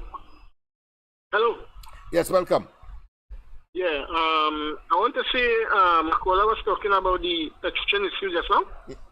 Yes, the petroleum issue in the context of the government, they seem to be stridently and insisting that the oil refinery it is up and running, is revived, even though they are pretending that they don't want it at the same time because of their commitment in the past, so saying that they are out of the business, etc. But we are hearing talk that they're willing to put in a percentage and all of that. So again, as a result of the myopia and the fact that that was a confession that entity was really a net earner of foreign exchange, and they have created a situation where there is a drastic shortage, and now they are desperate, quite apart from property tax, etc., that they have introduced to try to keep the ship of state on even keel. Go ahead. But apart from all of that, I want to say this, that I believe that in order he covered up his tracks with that petroleum issue, because I want to believe that all those papers that was in Petrotrin itself, where the corruption itself really, you could prove corruption against him. They burn all of that in it. Yeah. Well, of course, he believed that he has delivered that to himself by, of course, putting down Petrotrin, and the evidence has already somehow dissipated, and putting, of course, his lawyer as the chairman of the legacy aspects of Petrotrin, all the old loans and things that they would have engaged in. So he believed that he's covered. But of course, he's like an ostrich. Rest your bottom dollar. Blue lights and silver bracelets will visit him at the appropriate time. Yeah, but also too, I want Ms. Santa Cruz, just hold on. I have another person on the handset. Sure. Yeah. No problem, Lennox. No problem. I want to go down the road with the schools. Yes, go ahead. 106 schools was built under the UNC 2010 to 2015. 106. Yes. And I think I've always said that 10,000 children failing the examination. Sometimes you have 9. It goes up and down, right? Mm. But I want to extend it to say this. Listen to this. The crime situation, when you have 10,000 people failing a year, right? Multiply that by first 10,000, multiply that every year when it's 10,000 by 9. Yeah. Like 90,000 children you're talking about. Yes. Right? But go further. If you go further, right, the 106 schools, if those 106 schools was actually put into thing. I can't remember the amount of preschools and the amount of primary schools and whatnot. Yeah. Right? But what I'm saying is, if those schools were used when the PNM came into office, right, you would have had a drop in crime. Yeah. I mean, everything you could throw at it. And therefore, that is a possibility, even though it may not have statistical, should I say, verification or certification. But certainly, your common sense will tell you that is clearly a possibility. Yeah, because you see the even with where Tim Gopison and them they had that a plan to with the how you call it with the numbers. Yes. Right. Every year you take a certain numbers and you kind of refresh from that. Yeah. So even if you're refreshing students, right, you can then place them. So once you're placing people in the correct areas, right, and you push them towards education. Yeah. I mean, this thing they were designing it for education from birth to the grave. Yeah. No, That was the designer thing. You're quite right. You give yourself wiggling room, so to speak, or an elastic position where you can, of course, adapt and adjust to any situation. And this one of it, of course, is increasing population, and therefore you would need, of course, increase in these educational institutions. Because remember, it is about socialization as well. It's not just academic exercise where you prepare yourself for possibly work in the society, but it's also the attitude. Good morning, good evening. Don't put your hand where it can reach. Don't engage in crime and criminality. All of those things is part and parcel of the responsibility of the education system. Quite apart from the function of the churches and the prison and the judiciary, and of course the family. But so you are quite right. Yeah. So I wanted to go down another road with the sharing of this program. Yes. Because I'm thinking this is not enough. Okay. Right. So if it's not enough, how do we share more of this? Because I believe this 2 hours it good in the sense that you're disseminating information. All right. But could all that information now, if let's say during the day, right? Be packaged in such a way. All right. Stay tuned. Wonderful idea, but stay tuned. We will be, of course, telling you some of it will go on TikTok, some will go on the other platforms, or whether it be Instagram, etc. We are looking for everything, of course, and even X these days. One time was Twitter, now it's X.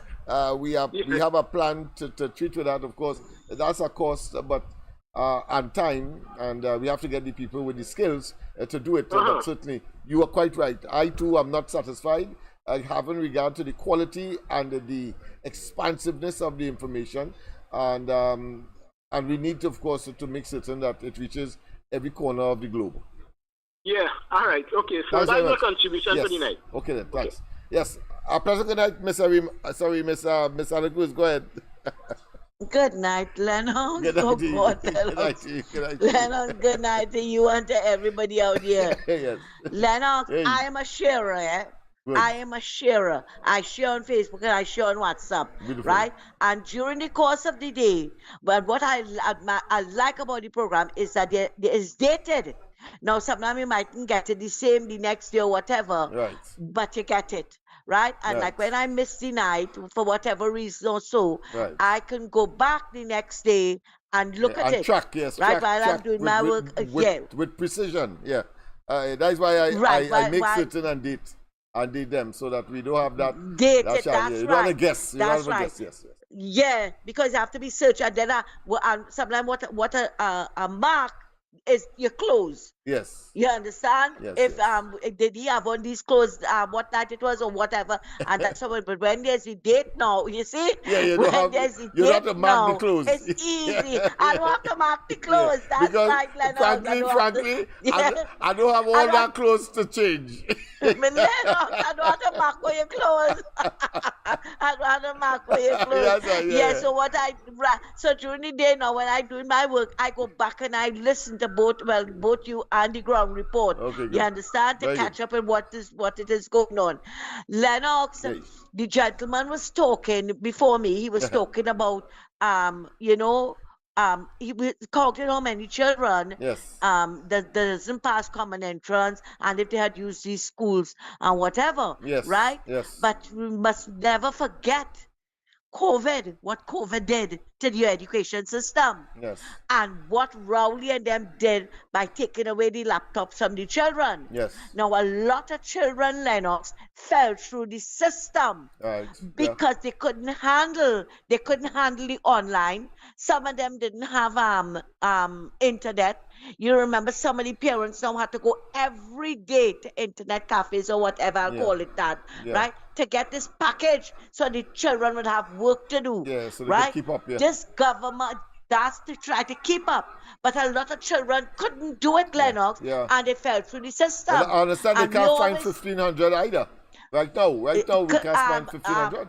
Lennox, I think it's about 3,000 children. I think so too. I but, think it's you know, about but they, three. They are going to that's give it well, yeah. the minimal so that they don't look at that maximum They don't awful. want to look bad. Yeah. Maximum awful. Yeah, they don't want to look bad.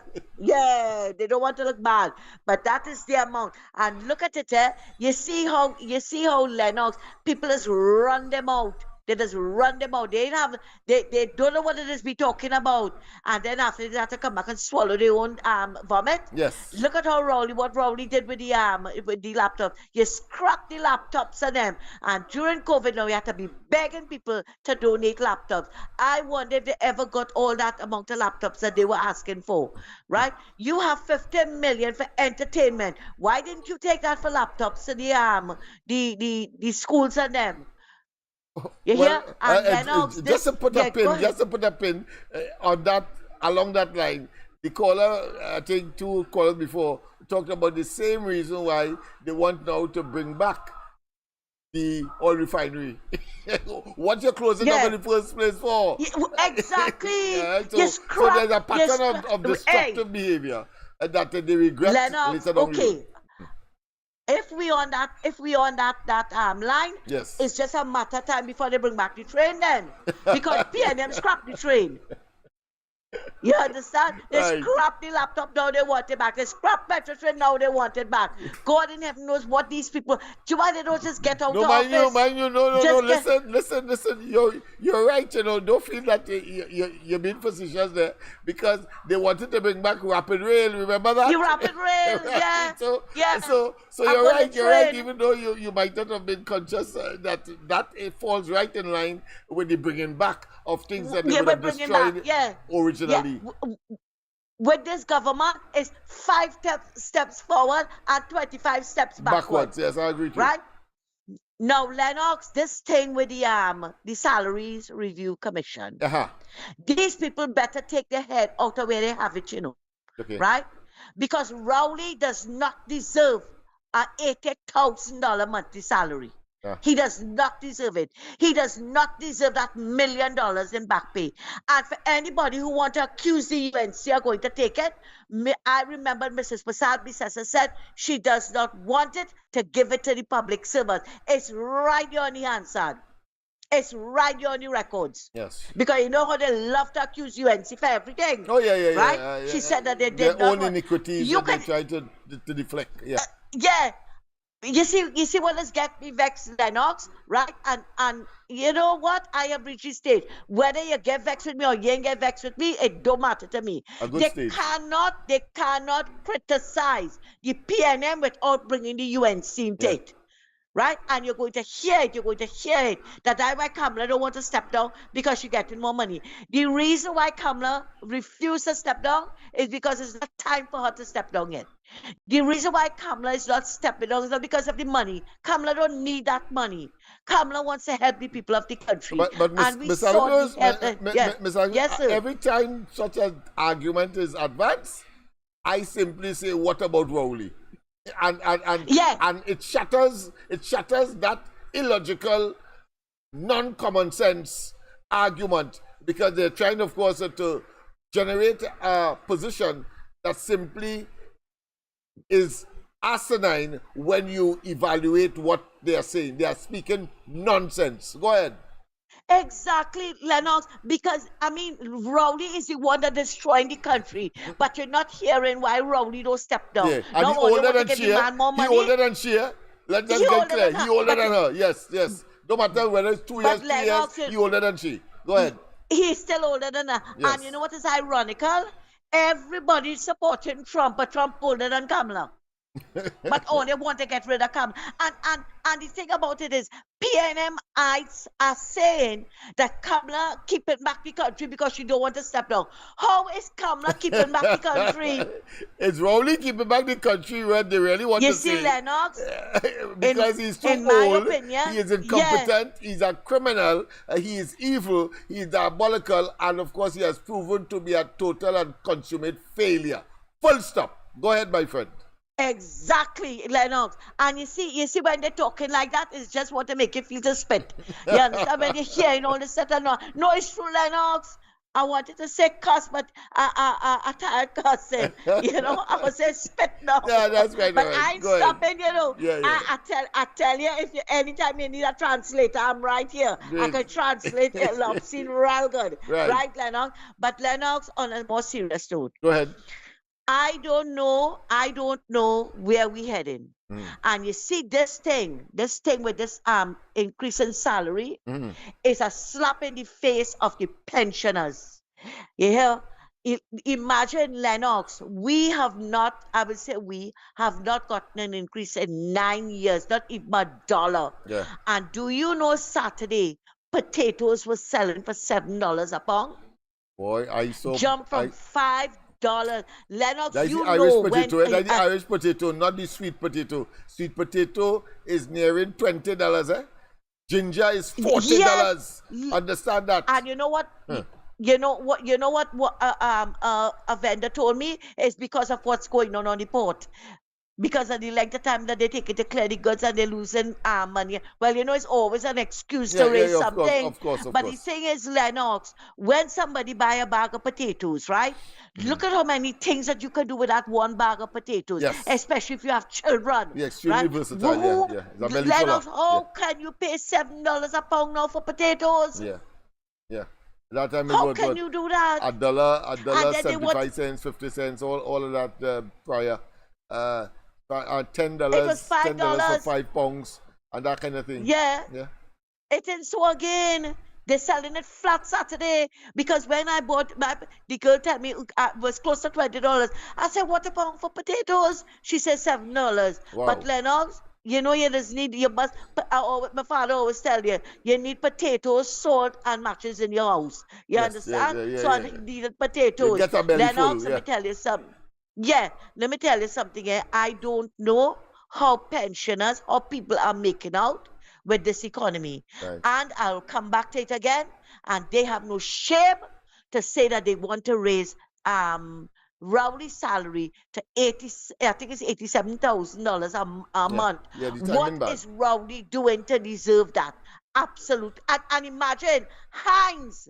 I think Heinz and Earl fall under the Reviews Commission. Do you know? Okay. Heinz and Earl too, you know, Lennox? Oh, yeah. As That's a ministers, shame. yes. As ministers, yes.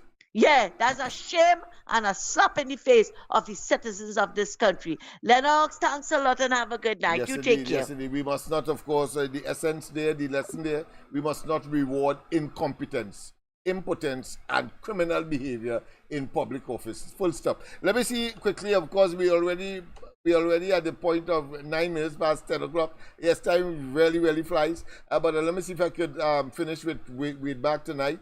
I know it's going to reach closer to 1:30 or thereabout. Whatever time it is, we'll finish that, and then of course I can consider myself, of course, complete with the what I wanted to start, since of course since the first half. No, the second half of last week. I say last week because today is the first day of the new week. Of course, the week begins on a Sunday. Dave has asked a very important question. Yes, indeed, of course. So we continue with Wade back and his Where the money gone? I want you to pay attention to that figure of 175 million US dollars. That amount tally the number of note holders that are owed monies in US dollars by Nikon. In the Business Express, dated, I think it's the 17th of May, Friday the 17th of May, 2024. And the headline is, Nikon gets default rating from CARICREST.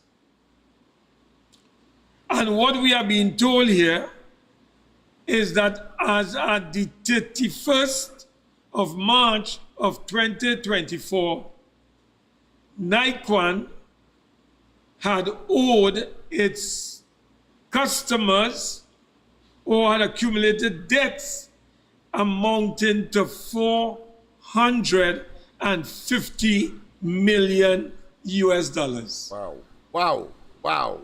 So up to the 31st of March 2024, Nikon had accumulated some $450 million US dollars. In debt, that's debt. The question that we have to ask here and now, where did Nikon, how was Nikon, I should say, able to borrow all its funds through different banks, through different note holders, amounting to $450 million US dollars? Republic Bank did not lend them monies in TT dollars. The debentures, the mortgage debentures are showing that they borrowed monies from the RBL, Republic Bank Limited, in US currency, amounting to $175 million. That is where we are at today. There are some very important players that have invested, according to our information, into Nikon, and they invested in US currency that ordinary people cannot obtain. Who is looking after the taxpayers' interests? Who is looking after the public interests in this matter? Then we have Petrotrin Legacy. They sold the plant to Nikon for $35 million US dollars. Nikon gave to Petrotrin 25 million US dollars in what is called preferential shares. And they were supposed to pay 10 million US in cash. The sale of that plant to Nikon by Petrotrin was signed off in April of 2016. I think, Kevin, you have a copy of that letter that was signed off by Colin Imbert. The country must see, because they spread a rumor that they are spreading a rumor, or they were spreading a rumor that it was the UNC government that signed off on the sale of Nikon. We never did that. The letter is showing, look at it on the screen there. The letter is showing that the Minister of Finance, Colin Imbert, signed off on that letter sometime in April, I believe, of 2016. So what is happening to our preferential shares now that this company has been placed in the hands of a receiver? Are they redeemable? Can they be redeemed? Or are they going to be count as losses? We don't know. So there's need for transparency and accountability and more openness in this whole transaction, because the people's interest is tied up in Naikwan's demise. But you know what is sad about this whole exercise? But before I deal with that, Petrotrin, NGC, First Citizens, and Republic Bank. Those are the four institutions, the four companies that we are seeking answers from through the government in safeguarding the interests of the public in this matter. People, of course, we have a pretty long way again to go. We should go past 10:30. Of course, in the morning, of course, we have the ground report, Andy, Mike, and myself. I don't want, of course, to extend beyond, or should I say, infringe on your sleeping time as well. And I'm sure that you would reciprocate with respect to me.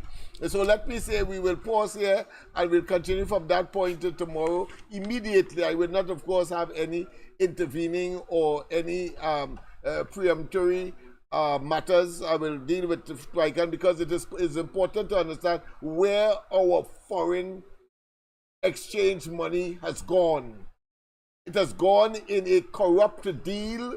It has gone in a failed project called Naikwan, over $450 million US. Of course, and you have already heard from Wade Mark. Republic Bank alone, owned by the government, and on that board of Republic Bank, Alison Lewis is on that board, and on the board of Naikwan as well. Understand what Rowley will call the incestuous relationship, a relationship that is toxic, and that, of course, as a consequence, using peddling influence peddling in order to give that particular organization that kind of support financially, only to fail as every other thing with respect, of course, to this government that is major for the country, whether it be Sandals, and they would not tell you, but they will to fund the entire project, and of course Sandals was only to be the managers. That is why they could have easily get out of the contractual obligation to manage, while the government was supposed to put, of course, all the land and pay for all the hotel construction, etc. And then, of course, attempting to say that somehow they were bringing Sandals. No, that has not happened in Grenada. That has not happened in St. Vincent. That has not happened, of course, in St. Lucia, and of course in other islands where Sandals exists. Only in Trinidad, because he is fixated to try to score what I consider to be imaginary points. It's the first man I know. Not only does he lie on himself, not only does he lie on a lie, but of course he believes that somehow he could generate fantasy and in his own head make it a reality, while of course the population of Trinidad and Tobago go, of course, to hell in a gasoline-soaked paper bag. That is the man. And of course, talking about hell, he believes that he could sell snow cone in hell. He, Rowley. In other words, he believed we are that dotish and that we are that what I consider to be inane, so that he could fool us in perpetuity, and we will not, of course, realize what is happening. Well, I say enough is enough.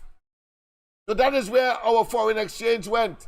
And we need to know, because it is a construct, it is a creation of the pernicious, evil, wicked, diabolical, self-serving, and of course corrupt conduct of the Rowley administration. And then of course afterwards he want to play holier than thou and saying he washing his hand from that. No, you cannot, because it is our money. Here what to do, get back our blasted money, and then you could talk about clearing. And clearing here means clear out of the office of Prime Minister as well, and of course the government by calling the elections. That's all. But you are not a patriot. They are not patriots. They are self-serving, and they believe that the population must be subservient to them and turn the script on us, having gotten into office by the process of fooling us. But no longer Rowley. No longer Rowley. Where the money gone, and we want the money. Where the money gone, and we want the money. Where the money gone, and we want the money back. Yes, Rowley, that is how it will play out moving into, of course, the 2025 generally elections. Don't forget, people, of course, as usual, I want to tell you we will put up something later where we will be advertising for our usual Christmas hamper initiative. We have started that process. I will be talking to a number of companies and or individuals who can assist us. You can call me or call, of course, the same number that you're calling on. I don't think the other one is as functional as we would like because, of course, we have to upgrade or put another way, find another phone because I think that phone has become impaired. So call my assistant, and of course, I want to tell you as well that from tomorrow, when you call on my handset, I will have my assistant has volunteered. I mean, she is great, but she will, of course, nicely answer the phone and then, of course, indicate whether or not I am on another line. If I am not on another line, she will pass the phone immediately. If I am, she will, of course, nicely apologize that and please hold on that I am on another line, and of course engaging the public or the population or the viewers or the supporters of the program. And then, of course, when we have completed that exercise, then of course we will take the other call, and therefore the handset will now be engaged. So I just want to make sure that we put a little convenience for everybody, because it is proven to be difficult for me having to engage someone on the system, answering, of course, their calls, and of course trying to respond or listen to their contribution, and then taking the hand phone and then saying, caller, hold on.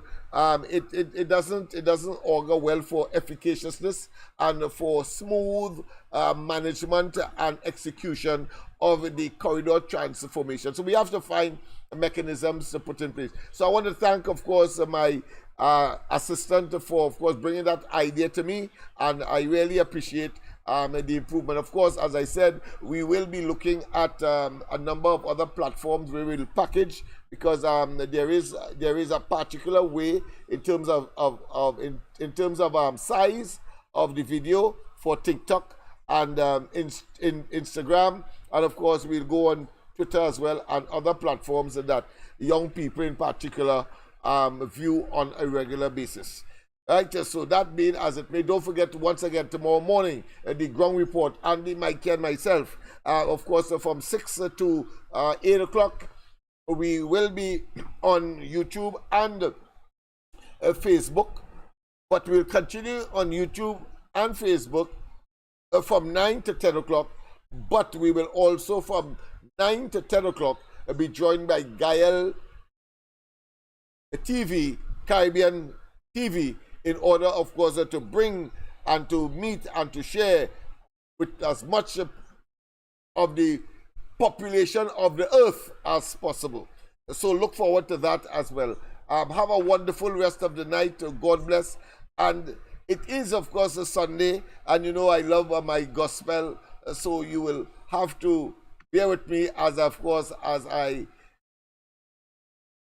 will not, of course, end with a Christmas medley, but of course end with of course my usual should I say spiritual encouragement, spiritual motivational presentation. I'm looking for it whilst we speak, because I didn't intend to use it tonight, but I certainly will, because we need, of course, as much spiritual intervention as possible. Yes, indeed. Let me just do an introduction, and then of course we will go straight to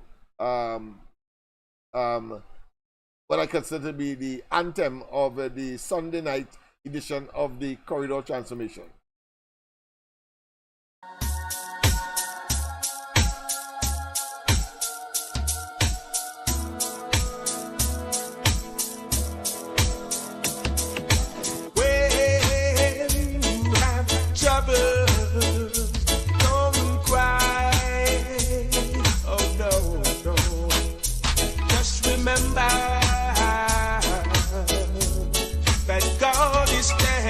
By. Hold on, yeah. When you have heartaches, don't cry. Oh no. Just remember that God is standing by. Sometime when your burden is down, just remember God is standing.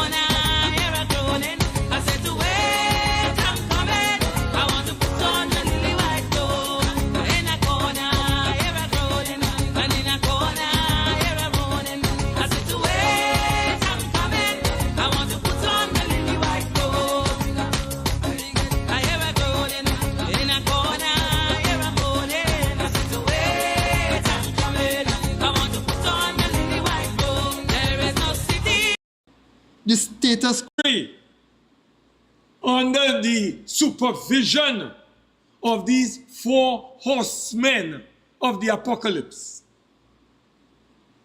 And that is what we have been going through, and I'll tell you why I'm saying this.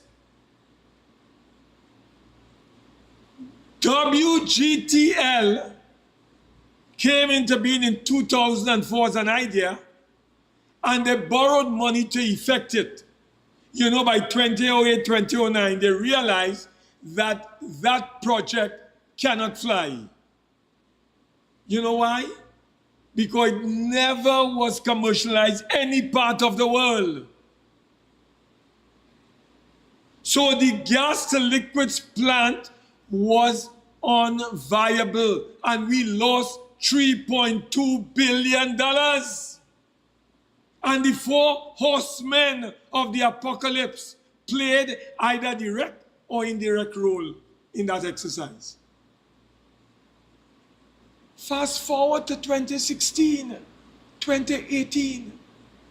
They sold that plant for $35 million to Naquan Energy Trinidad Limited. Its parent company is Naquan Energy LLC, based in the United States. You know what? I want to ask the Prime Minister. I want to ask the Minister of Finance. I want to ask the Minister of Energy and Energy Industry. I want to ask the former Attorney General, Faris Alwari. Was any due diligence done on this project? Was any technical feasibility study ever done on this project? Why utilize the resources of the people to buttress a project that is not commercially viable, that is not technically feasible? Did Republic Bank, First Citizens Bank, NGC, Petrotrin, Scotiabank, credit unions, did they conduct any due diligence on these matters before they loan those monies to these institutions and these bodies? Did they? Ladies and gentlemen, we are talking about billions and billions of dollars involved. This comes like a Shakespearean play. It is Act 1, Scene 1. That is the World GTL. Then we come to Act 1, Scene 2, which is Naquan Energy Trinidad Limited. And then we come in now to Act 1, Scene 3, Petrotrin, Point-a-Pier Refinery. It is the same P&M playbook at work. They are seeking to sell our multi-billion-dollar refinery for a song and a dance to their friends and financiers. You remember we exposed a group of 2 electricians called Quanten out of California when they were trying to sell our refinery to these 2 electricians. Now we have a situation where Scotiabank is overseeing this exercise to sell or lease our Point-a-Pier refinery to 3 shortlisted companies. Oando out of Nigeria, that is under scrutiny and investigation by the Securities and Exchange Control in Nigeria, or of Nigeria. You have a company called Inca Refining, filing for Chapter 11 bankruptcy under the Bankruptcy Act of America in the Louisiana district. And then you have a company called Crow Consortium, made up of DR Commodities Limited, Ocala, and Chemitech. And when we did the search on DR Commodities Limited, we were led to India, New Delhi. And who did we find on the board of directors of DR Commodities, the parent company in India? Family members associated with Navin Jindal. I wonder, Dave, whether that expose caused the Prime Minister, who was 24,000 kilometers in Samoa, to engage in a fit of rage and fury, attacking the Honorable Kamla Prasad Bisesa, leader of our party and your humble servant. Is it because the Prime Minister, Mr. Prime Minister, I want to ask you in closing, have you become a prisoner of Navin Jindal? Are you a prisoner of Navin Jindal?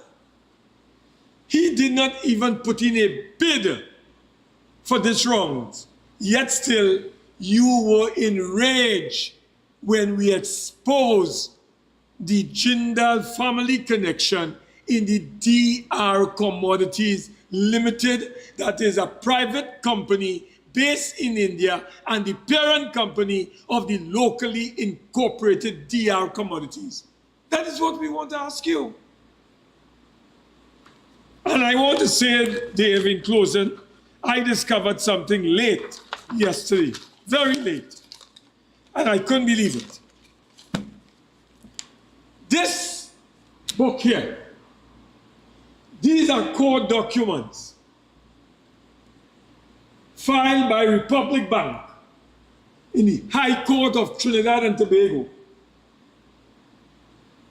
seeking to persuade a judge, which it did,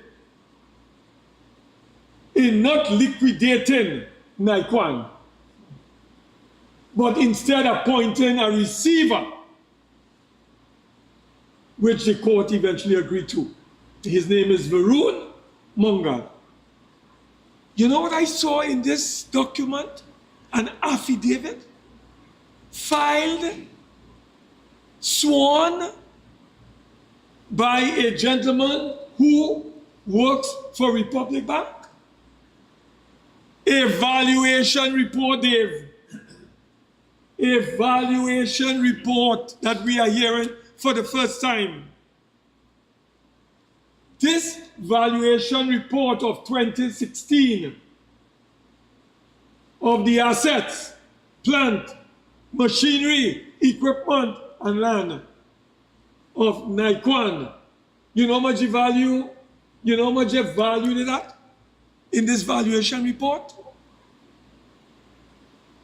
$3.1 billion, Dave. Cook, it is here. Let me read it, man. I want to read it for the public record so that you all will understand the fleecing that is taking place, the con job that these fellas are working on the population. They knew when Imbert signed that letter, selling that plant, giving away that plant to Naikwan. The minister must have known, or he ought to have known, that there was a valuation report of 2016. And that valuation report revealed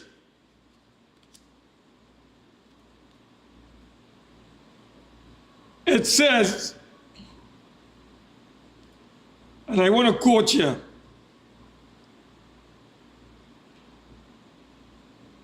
this is on page 6 of this affidavit. Here, and I quote,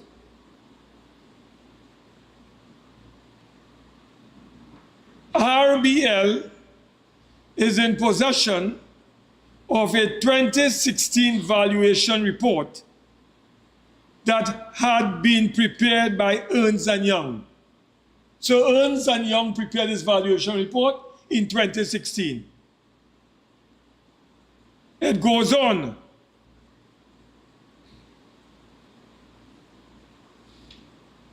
So this report is prepared by Ernst & Young. The audited financials represented that Naquan's total assets amounted to $3.2 billion. $3.2 billion, of which Naquan GTL facility contributed $2.28 billion.